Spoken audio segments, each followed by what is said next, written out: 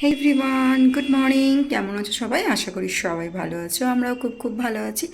সকলকে জানাই জন্মাষ্টমীর অনেক অনেক অনেক শুভেচ্ছা। সকলে ভালো কাটাও পুজোটা, খুব ভালোভাবে পুজো করো, খুব এনজয় করো গপুর সাথে। তো আমাদের গপু এখন ঘুমো করছে, দেখতেই পাচ্ছ। তো ওদেরকে ওঠাবো এখন। সকাল সকাল স্নান হয়ে গেছে, বাসি কাজ সারা হয়ে গেছে, এবার ঠাকুর ঘরে ঢুকেছি। বর আজকে অনেক কিছু এনে দিয়েছে। আজকে না মালপোয়াটা আমাকে আর না বানাতে হবে না, বর এখান মিষ্টির দোকান থেকে বানানো পেয়ে গেছে, তো সেটাই নিয়ে এসেছে। আর এর মধ্যে রয়েছে মিষ্টি, যেগুলো আমি যখন সাজাবো তখন তোমাদেরকে অবশ্যই ওগুলো শেয়ার করব। আর এখানে হাওয়া দেওয়ার জন্য নিয়ে এসেছি ময়ূর পাখের পাখা। আর এখানে রয়েছে ফুলের মালাগুলো আর দুব্বো, এখানে রয়েছে পদ্ম ফুল, তারপরে রয়েছে পান পাতা, তুলসী পাতা, ফুল, সমস্ত কিছুই রয়েছে এখানে। সবটাই এনে দিয়েছে যেগুলো যেগুলো দরকার। আর ময়ূরের পাঙ্খ নিয়ে এসেছিলো এক্সট্রা, যেটা দুটো আমি ওই যে ওখানে রেখেছি। আর এই দুটোকে না আমি কাটিং করে গোপুর পাগড়িগুলোয় দেবো। গোপুর আজকের উপর জিনিসগুলো পরাবো, তো সেটারই এখন তৈরি চলবে। এখানে আমি ঠাকুরের যত বাসন ছিল সমস্ত বার করে নিয়েছি। এগুলো এক্সট্রা আমাদের জন্য এনেছিল, তো এটা আমি সরাবো। আর এখানে রয়েছে তাল আর সমস্ত কিছু সুজি টুজি মালপোয়া বানানোর জন্য সমস্ত এনেছিল। আর এখানে এনেছে দই, যেটা আমার লাগবে করাবো যখন পঞ্চমিত্র বানাবো, তো তখন আমার দইটা লাগবে। এখানে সেটারই দইটা রাখা রয়েছে। আর এখানে রয়েছে 8 রকমের ফল দিতে হয়, যদিও 10 রকমের আনা হয়েছে, তবুও আমি 8 রকমের ফলই দেবো, যেহেতু দিতে হয় ওকে 8টা গোটা ফল। বাকি এবার আমি কেটে যেটা খুশি দিতে পারি। এখানে রয়েছে 5 কড়াই, এখানে রয়েছে বাতাসা আর সন্দক নুন, এই যে ঘি রান্না করার জন্য। তো এগুলো সমস্ত গুড়, সমস্ত কিছু যেগুলো যেগুলো লাগে জন্মাষ্টমীতে, সমস্ত কিছু আমি নিয়মমাফিক আনিয়ে নিয়েছি। চলো, আমি আজকে একটা নতুন নাইটি বার করে পরেছি, কারণ শাড়ি পরে কমফোর্টেবলভাবে কাজ করতে পারবো না। আর সকাল থেকে আমার না জ্বর আসছে, চোখটা দেখে বুঝতে পারছো। মাথার এই দুটো সাইডই দেখতে পাচ্ছ যন্ত্রণা হচ্ছে আমার খুব। সকাল থেকে আমি উঠছি আবার যন্ত্রণা হচ্ছে, চোখ দিয়ে জল কাটছে, একটু জ্বর জ্বর ফিল হচ্ছে, জানি না তো কতটা কি করতে পারবো, তবে ঠাকুরের আশীর্বাদে আশা করি সবটাই করে ফেলবো। তো চলো, আমি রান্নাঘরটা ক্লিন করে এসেছি। আগে সেটা ঠাকুরের বাসনগুলো ধুয়ে আগে ঠাকুরকে এমনি পুজোটা দিই, তারপরে সমস্ত কিছু কাজ করব। তো চলো, ভিডিওটা দেখতে থাকো আর সঙ্গে থাকো। চলো, ভিডিওটা দেখতে থাকো, সঙ্গে থাকো। পুরো ভিডিওটা কন্টিনিউ কতটা করতে পারবো জানি না, তবে প্রত্যেকটা জিনিস তোমাদের সাথে শেয়ার করার চেষ্টা করব। অনেক দিন ব্লগ দিই না, এখন আর ব্লগ দিতে ভালো লাগে না। সত্যি কথা বলতে এতক্ষণ ধরে এডিট করার পরেও সেরকম কিছু আমি মানে কোনো রেসপন্স পাই না বলে আমার এখন আর ভিডিও দিতে ভালো লাগে না। তো সেই জন্য আর কি দিই না। শর্টসগুলো যেটুকুনি আমি ভালোবাসি সেগুলো দিই, ব্লগ আর বানাতে ইচ্ছা করে না, কারণ অতটা খেটে আমি ভিডিও বানাই, তারপরে কোনো রকম ভিউজ আসে না, তো সেই জন্য আমার ভালো লাগে না। আর নিজ মানে কী বলবো, এনার্জিটাই আসে না সেটা, তো সেই জন্য আমি আর বানাই না।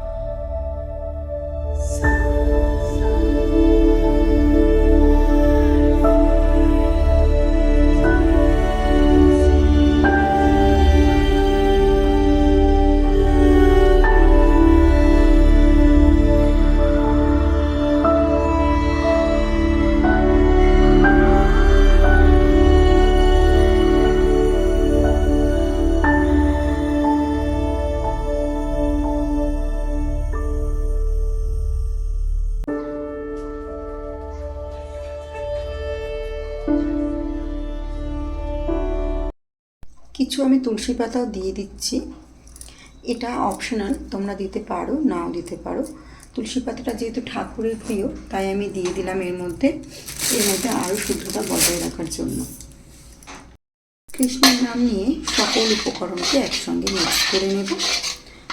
এটা যদি প্রথমেই একটা একটা করে দিয়ে ঠাকুরকে স্নান করানো হয়, এটা করা যেতেই পারে, তবে আমি সবসময় চেষ্টা করি সবটা মিক্স করে নিয়ে তারপরে সমস্ত ঠাকুরকে দেওয়ার, কারণ যদি বাই চান্স আমি একটা ভুলে যাই সেই কারণে। তোমরা এর মধ্যে দিলে ফুল দিতে পারো, আর একটু জল অ্যাড করতে পারো, তবে ভুলেও কখনো গঙ্গা জল দেবে না, কারণ নারায়ণের সেবায় গঙ্গা জল কিন্তু লাগে না। কারণ গঙ্গা জল হচ্ছে নারায়ণের চরণ ধোয়া জল, সে কারণে গঙ্গা জল দিয়ে কখনোই নারায়ণ স্নান করানো হয় না। গঙ্গা জল সবসময় ঠাকুরের পায়ের যেহেতু চরণ ধোয়া, কিন্তু সব মানে সব জায়গায় ইউজ করা যায় ঠিক কথা, কিন্তু গোপালের পুজোতে, কৃষ্ণের পুজোতে আর কি কিন্তু দেওয়া যায় না, সেহেতু আমি গঙ্গা জল কখনোই ইউজ করি না। এটা হয়তো অনেকেই জানো না যে গোপালকে গঙ্গার জলে কখনো স্নান করাতে নেই, নয়তো কাঁচা দুধে স্নান করা, নয়তো কলের জলে, নর্মাল জলে। গঙ্গার জলে কিন্তু স্নান হয় না। অনেকেই দেখেছি গোপাল বাড়িতে নিয়ে আসার সময় গঙ্গার জলে স্নান করায়, আমিও সেটা করিয়েছিলাম একবার নবদ্বীপে গিয়ে গোপালকে গঙ্গা থেকে স্নান করিয়ে এনেছিলাম, কিন্তু সেটা কখনোই ভুল করে করাবে না।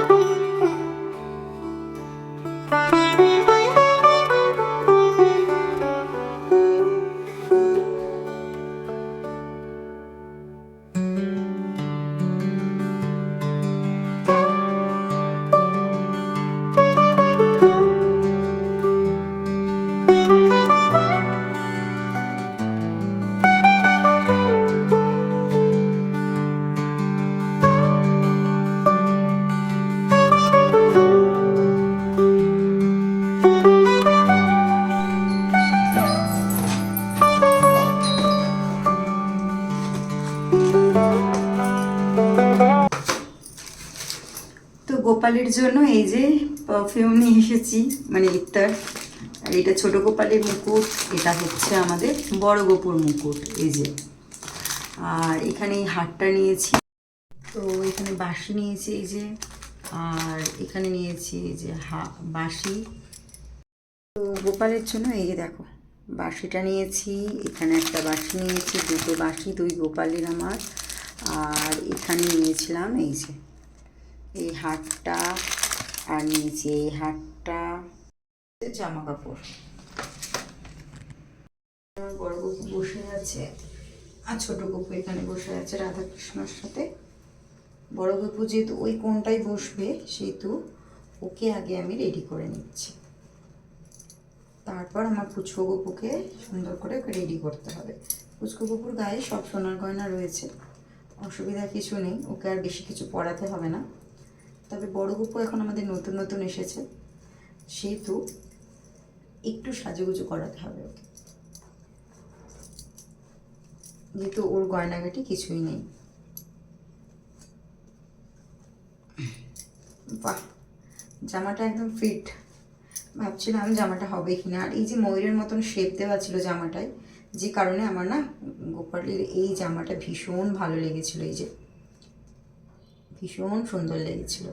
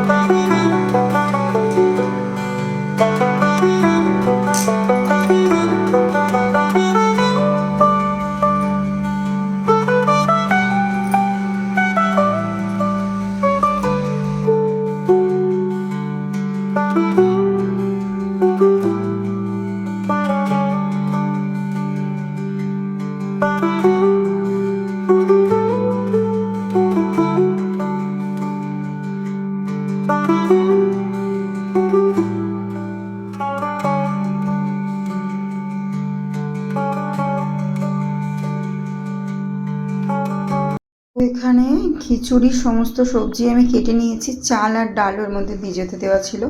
তো এবার আমি প্রেশার কুকারে এটাকে সিটি মারবো। খুব বেশি ফোড়ন দেবো না, নর্মাল একটা মশলা দিয়ে ওটাকে কষিয়ে নিতে হবে আবার। তো চলো, প্রেশার কুকারটা না আমি নতুন কিনেছিলাম, তো এগুলো না সব আমি রেখে দিয়েছিলাম ঠাকুরের জন্যই।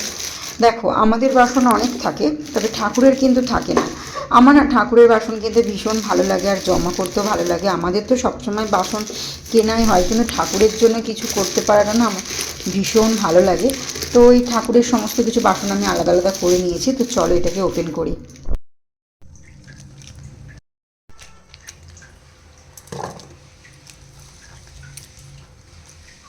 প্রতিবারে আমি ঠাকুরের জন্য কিছু না কিছু কিনেই থাকি। আগের বারে কড়া একটা রিস্কি আলাদা আলাদা কেনা হয়েছিল, একটা গামলা কিনেছিলাম বড়, এবারেও আবার এটা কিনেছি। এবারে অনেক দিন আগেই কেনা আছে, এটা আজকের নয়, অনেক মাস আগে কেনা, কিন্তু আগের বারে একদম দিনের দিন কিনেছিলাম।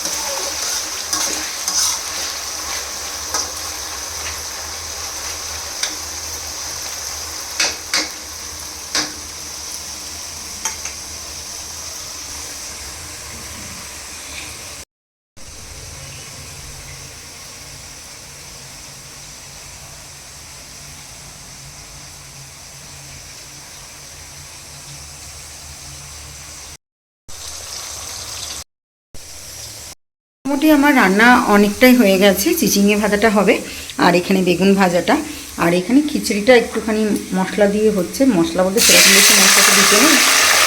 তো এখানে আমি দিয়েছি কাঁচা লঙ্কা আর চিড়ে, আর দিলাম একটু টমেটো,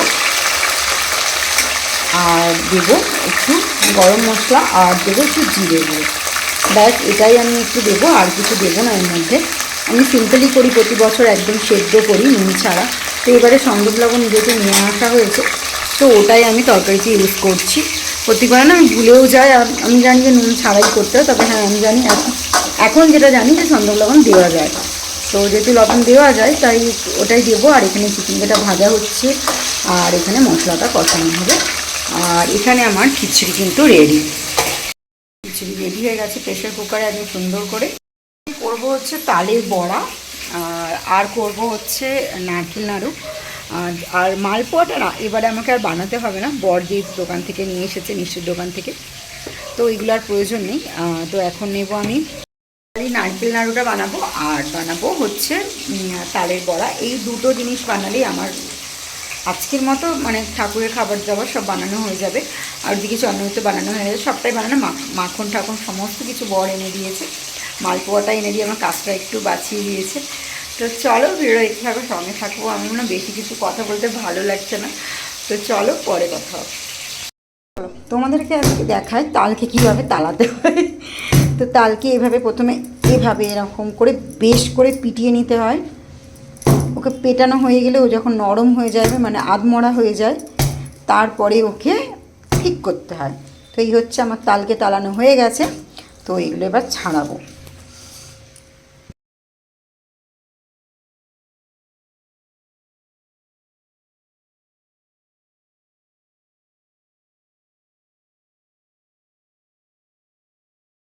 প্রতি বছর আমাদের এই যে তালটা নিয়ে আসি, এত বাজে তাল দেয়, মানে শুকনো থাকে, ওটাতে জল দিয়ে মারলেও কিছু বেরোয় না। এবছর তালটা যে এসেছে এত সুন্দর, বরকে কেউ একটা এনে দিয়েছে, আনতে দিয়েছিল, এত সুন্দর এনেছে না বলার মতন না। তো আমি একটু সামান্য ঘি দিলাম যাতে একটু স্মেলটা সুন্দর আসে, তো এর মধ্যে একটু ঘিটা দিলাম। এবার এটাকে মাখবো। আর এত সুন্দর তালটা এনেছে, এখনও পর্যন্ত মনে হয় একটা চাঁচলে ওটা থেকে আরও বেরোবে। খুব সুন্দর তালটা এনে দিয়েছে। এবারে তালটা যেহেতু বাজে আসে, ভীষণ মনটা খারাপ হয়ে যায়। তাল পুলিটাই খুব কষ্ট করে হয়, আর তালের লুচিটা হয় না। এবারে আমি নতুন করে লুচিটা বানাচ্ছি তালে। আর দেখতে পাচ্ছ ওখানে ব্যাটারটা রয়েছে, এটা হচ্ছে তালফুরুলির ব্যাটার। তো এই কড়াটার মধ্যে দিয়েছিলাম, কিন্তু আবার কি মনে হলো, ভাবলাম না এই কড়াটার মধ্যেই করি। এটাতে তালফুলি করছিলাম, এতে লুচি করবো ভেবেছিলাম, কিন্তু দুটো একসঙ্গে করা সম্ভব না, তাই এটার মধ্যে আবার করে নিচ্ছি। তালফুলিটা হয়ে গেলে আমি করব লুচি, আর আমার বানাতে বাকি আছে হচ্ছে নারকেল নাড়ু। ব্যাস, আমার আজকের ঠাকুরের জন্য সমস্ত কিছু রেডি হয়ে যাবে। নারকেলটা কুড়োবো, ব্যাস তাহলেই হয়ে যাবে।